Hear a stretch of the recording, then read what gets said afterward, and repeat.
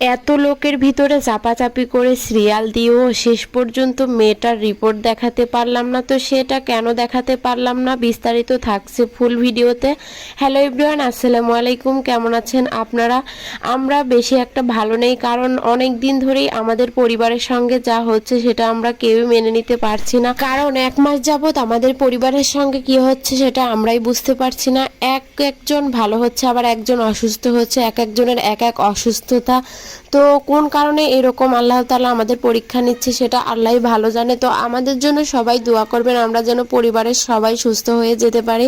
তো আমার মেয়েটাও বেশ ভালোই ছিল, ছেলেটার প্রচণ্ড জ্বর ছিল কালকে।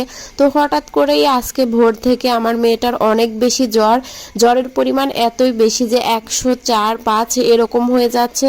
তো ওর জ্বর আসলেই আমাদের সবার মনের ভিতরে একটা ভয় কাজ করে, কারণ ওর জ্বর সহজে কমতে চায় না। তো এখন নিয়ে যাচ্ছিলাম আমার মেয়েকে হাসপাতালে, কারণ এদিক ওদিক থেকে অনেক ওষুধই খাওয়াইছে, আর হাসপাতালে শিশু ডাক্তার বসবে, এই কারণে শিশু ডাক্তারকে দেখাবো বলে বাসা থেকে বের হলেও শেষ পর্যন্ত দেখাতে পারি না। আর সাথে আজকে আমার শ্বশুরও যাচ্ছে, কারণ আমার শ্বশুরের হাতটা ভাঙছে সেই রোজার ভিতরে, এখন পর্যন্ত তার হাতটা ভালো হয়নি। তো হাতে অনেক বেশি ফোলা আছে, এই জন্য একটু ডাক্তারের পরামর্শ নিতে যাচ্ছে। অন্যান্য দিন হাসপাতালে গিয়ে যেরকম ভিড়ের ভিতরে পড়তে হয়, তো মাশাআল্লাহ আজকে তার থেকে একটু কম ভিড়ই ছিল। মানে আমরা যখন দেখাই তার পরপরই কিন্তু অনেক বেশি ভিড় হয়ে যায়। তো সিরিয়াল দিয়ে ডাক্তারকে দেখালাম, ডাক্তার অনেকগুলো টেস্ট দিল।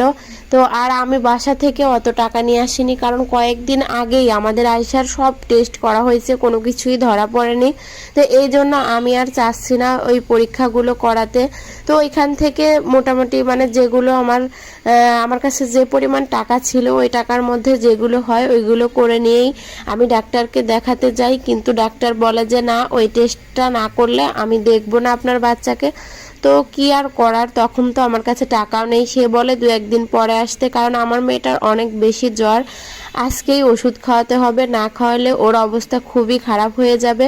এমনিতেই ও একদম খাওয়া দাওয়া বন্ধ করে দিয়েছে, তার উপরে যদি ওষুধ ওকে না খাওয়ায় তাহলে জ্বর ওকে একদম আরও অনেক বেশি করে ধরবে। তো এই জন্য নিয়ে গেলাম অন্য একটি ডাক্তারের কাছে। তো সেই ডাক্তার রিপোর্ট দেখে বলল যে না, কোনো সমস্যা নেই, অ্যান্টিবায়োটিক খাওয়ালে ওর ঠিক হয়ে যাবে, যেহেতু 2-1 দিন পর পর জ্বর আসছে।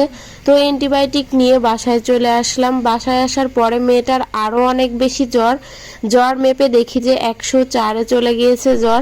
দেখেন, এইরকম যদি 2টা বাচ্চা চোখের সামনে অসুস্থ অবস্থায় পড়ে থাকে তাহলে কি কোনো মা সহ্য করতে পারে? তো আল্লাহ কেন আমার এই পরীক্ষাটি নিচ্ছে, আল্লাহর কাছে যদি কোনো ভুল করে থাকি বারবারই ক্ষমা চাচ্ছি।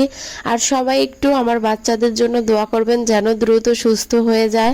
আজকের মতো এই পর্যন্তই শেষ করছি। সবাই ভালো থাকবেন, সুস্থ থাকবেন। আল্লাহ হাফেজ।